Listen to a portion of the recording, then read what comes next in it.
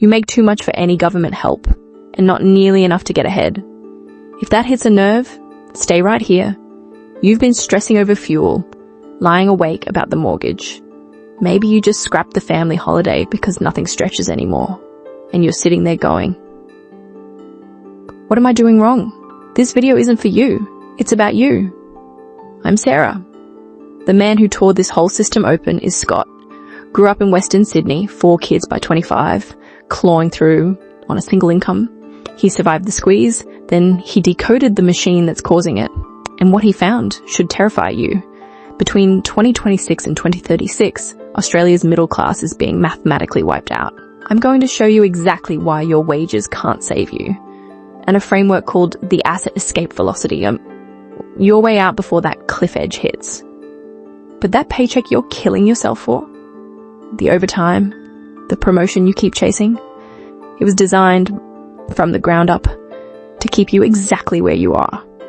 Let me prove it with the government's own numbers. February 2026, the Australian Bureau of Statistics releases its latest wage price index. Wages across Australia grew 3.4% in the year to December 2025. Read that headline and you'd think things are moving in the right direction. Your boss gave you a raise. The economy's ticking along. Maybe the worst is behind us, except right next to that number sits another one. CPI inflation over the exact same 12 months, they're made 3.8%. Your raise didn't keep up. That pay increase was a pay cut dressed in a congratulations email. You earned more on paper. You could buy less in reality. And that's the version of the story the government is comfortable putting in front of you. Because that 3.8%, that's the sanitized average. It smooths everything into one polite number. But your household doesn't live on averages.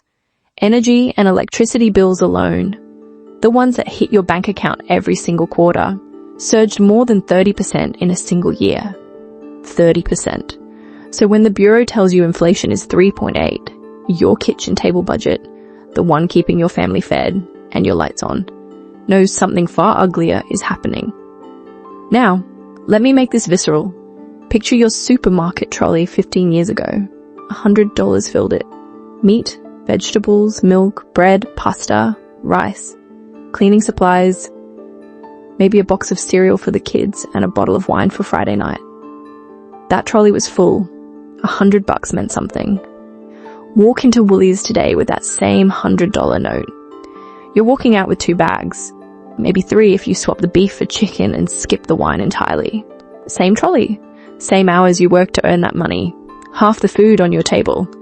And that gap between what you earn and what it actually buys doesn't sit there politely. It compounds. Every single year, quietly, relentlessly, like a slow leak in your ceiling you can't see until the whole structure caves in. The Reserve Bank of Australia confirmed this in their own published analysis. Real wages, your actual purchasing power, what your dollars can do for your family on a Tuesday night at the shops, have fallen roughly 5% since 2020 gone. 5% gone. And their forecast for when you'll claw that back? Over a decade, more than 10 years just to return to where you were standing in 2021. Forget getting ahead, you're treading water in concrete boots. So hear this clearly. 15 years of working, grinding, gaining experience, taking on more responsibility, saying yes to the overtime. And your actual buying power hasn't moved an inch. It's gone backwards. Every year you showed up, stayed loyal, gave your best. Inflation was already inside your wallet, helping itself before you got home. This is the scam I need you to see. They gave you a new title, a 3% raise, a letter saying, we value your contribution. And the entire time, the real purchasing power of every dollar you earned was shrinking faster than they were adding to it. You didn't get promoted. You got repriced. And here's what should terrify you. While you've been grinding on that treadmill, legs burning, working harder than your parents ever did, going absolutely nowhere, there's another force bearing down on Australian families that makes this wage erosion look like a paper cut. The asset wall. Specifically, property. The one ladder that used to be every working family's birthright in this country. It's not just out of reach anymore, it's accelerating away from you at a speed that's now distorting something far more primal than your retirement plan. It's starting to determine whether young Australian families can even afford to have children at all. Let me show you the wall. Between 2011 and 2024, Australian house prices rose by approximately 104%. Household incomes over that same period, they crept up just 56%. That data comes straight from the National Housing Supply and Affordability Council and CoreLogic. Property climbing at nearly double the speed of what you earn. Think about what that actually means for your life. A home that traditionally cost 4 times your annual household income now demands 8 to 10 times that income. The deposit alone, just the entry ticket, now takes the average household well over 10 years of disciplined saving. A decade.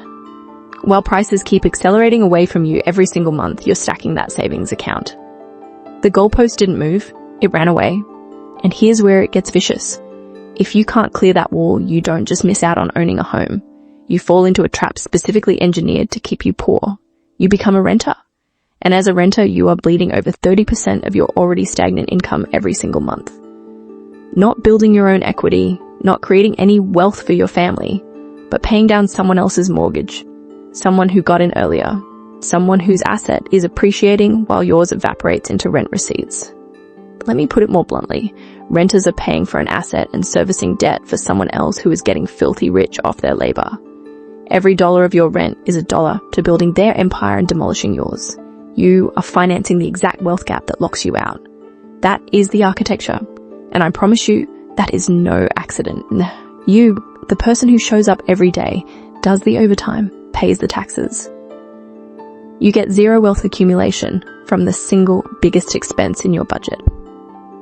Zero. You're running on a treadmill bolted to the floor while the finish line rides away on a conveyor belt. Now, look at me for a second. I know this data hits like a freight train. If you're sitting there feeling a wave of hopelessness, I get it. I have sat exactly where you are sitting, but do not shut down. Because what I'm about to show you next is the part most people never connect. And if you miss it, you leave your family completely exposed to a system that is about to take something far more personal than your savings. This housing wall we're talking is no longer just blocking your bank account. It is rewriting your biology. ABS data released in 2025 confirms that Australia's total fertility rate has collapsed to a record low of 1.48 babies per woman, down from 2.02, below replacement level. The population is beginning to shrink, and this is not some abstract policy problem for bureaucrats in Canberra to debate over coffee. This is happening in your bedroom, in your relationship, in the conversations you're having at 2 a.m. about whether you can actually afford another child, or a first one. The Hilda survey, also 2025, makes it brutally explicit. When researchers asked Australians aged 18 to 49 why they were choosing not to have children, the top answers were not lifestyle preference or career ambition. The absolute number one reasons were the cost of raising children and the inability to buy a home. Full stop. Sit with that for a moment. The system has become so extreme that it is now dictating whether responsible, working Australians, exactly the demographic watching this right now, can start a family at all. You're delaying kids. You're shrinking the family you dreamed of. Some of you have quietly abandoned the idea entirely. And you haven't told anyone, because what do you even say? I did everything right and I still can't afford to be a parent. That is the erasure of an entire generation's legacy. And it's happening in silence. I want to hear from you on this. If you've had to delay starting a family, rethink how many children you'd have, or walk away from that dream entirely because of this housing trap. And tell me in the comments below. Let's put faces and stories to what the spreadsheets are hiding. Because these are not just statistics. These are your lives. And here is what makes my blood run cold. Everything I've shown you so far, the wage erosion, the property wall, the stolen parenthood, all of that damage is happening before the real predator even enters the room. There is a mechanism buried inside the Australian system that most people never examine closely. One that is quietly, legally siphoning more from your pocket than rent and inflation combined. And once you see how it actually works, you'll understand why the middle class isn't just struggling. It's being harvested. It's your tax code. That's the predator. The one mechanism bleeding you more than rent, more than inflation, more than every price hike at the grocery store combined. And it's not hiding. It's sitting right there in the Australian Tax Office guidelines, in plain English, operating exactly as designed. Here's the number that should make you physically uncomfortable. Middle income earners, people pulling between $45,000 and $120,000 a year, contribute a staggering 39% of Australia's total net income tax. 39%. That is more than the highest income bracket, which chips in around 37%. Let that land. The people grinding through 9-to-5s, missing their kids' school plays, drowning in overtime, they are funding more of this country than the wealthiest Australians. You are the engine. And the system thanks you by strapping a heavier load on your back every single year. Now let me show you exactly how the mechanics work. Because this is where it gets truly obscene. Picture two people. Both made $50,000 last year. Person A is you, a white-collar professional who earned that 50 grand through overtime. Evenings, weekends, the kind of grind that puts bags under your eyes and tension in your marriage. The ATO looks at that money and applies your marginal rate.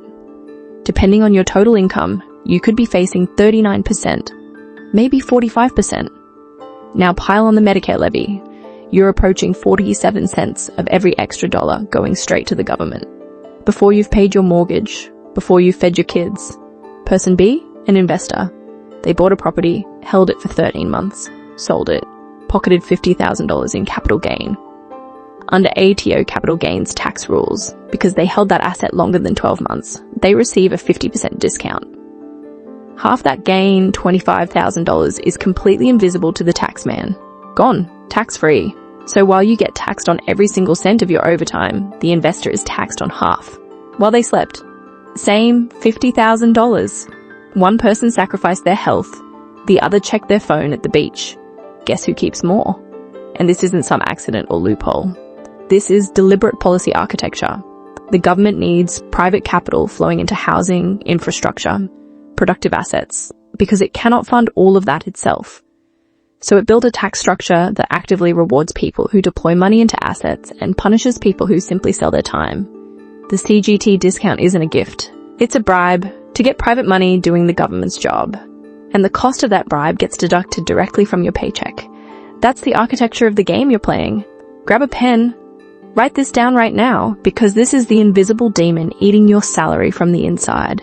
Income gets taxed heavily and immediately. Wealth gets taxed lightly and strategically. If you're spending your energy begging your boss for a 5% raise, you are pouring water into a bucket with a gaping structural hole drilled through the bottom. The raise was never the answer. The bucket is the problem. And here is where the system's design turns genuinely sinister. Because it doesn't just take your money, it takes your mind. Recent 2025 data out of UWA's Centre for Social Impact, backed by Bankwest Curtin Research, tracked what happens to people trapped in exactly this kind of financial bottleneck.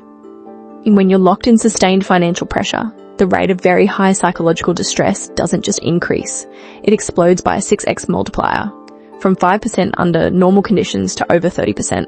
And this spike peaks specifically among midlife professionals. Your demographic. My demographic. That brain fog you feel at 9 p.m. when you should be researching investments. That paralysis when you open a spreadsheet and your eyes just glaze over. That is a clinically documented collapse in cognitive bandwidth, manufactured by a system that needs you too exhausted to ever look up and see the trap. You are too rich to qualify for any government support, but you are too poor to protect yourself from any economic or financial shock. That is the middle-class coffin. And they nailed it shut with your own tax dollars. Burn this into your mind. The grind isn't noble. The overtime isn't building your future. Every promotion, every raise, every extra shift. The system has a formula ready to siphon the maximum percentage the moment that money hits your account. You're not climbing a ladder. You're running on a treadmill bolted to the floor, and the speed keeps increasing. So once you actually see this, once the veil drops, and you understand that the rules were written to keep wage earners compliant and asset holders comfortable, one question cuts through all the noise. What is the only thing that can actually shield your family from a system engineered to bleed you dry? Stay with me. Assets. That's the shield. The only one left. Here's the cold mathematics that rewired my entire worldview. In modern economics, the size of your salary is completely, mathematically irrelevant to your actual wealth. I need you to hear that again. A $200,000 salary does not make you wealthy. A $90K salary with the right asset base can outrun it inside a decade. The total divide in this country, the only divide that actually determines your family's future, runs between people who own assets and people who don't. Your income, irrelevant. Your asset base, everything. And the data on this is savage. The Australian Bureau of Statistics Household Income and Wealth Report 2022 turned to 23. The top 20% of Australian households now command 63% of all household wealth. The bottom 20%, less than 1%. The wealth Gini coefficient sits at 0.606. For context, 0 means perfect equality, 1 means a single household owns everything. Australia sits closer to total concentration than to anything resembling fair. Now here's what most people miss. That 63% accumulated in the hands of people who held assets, property, shares, businesses, while compound growth did the heavy lifting over decades. Job titles barely mattered. The asset base carried everything. So if you're a pure wage earner right now, no investment property, no share portfolio, no business equity, you are standing in an open field with zero shelter. And the storms keep coming. Let me draw you a straight line that most commentators won't bother making this clear. A crisis erupts in the Middle East. Oil prices spike globally. Within weeks, you're paying more at the Bowser. Your fuel bill jumps $40, $60 a week.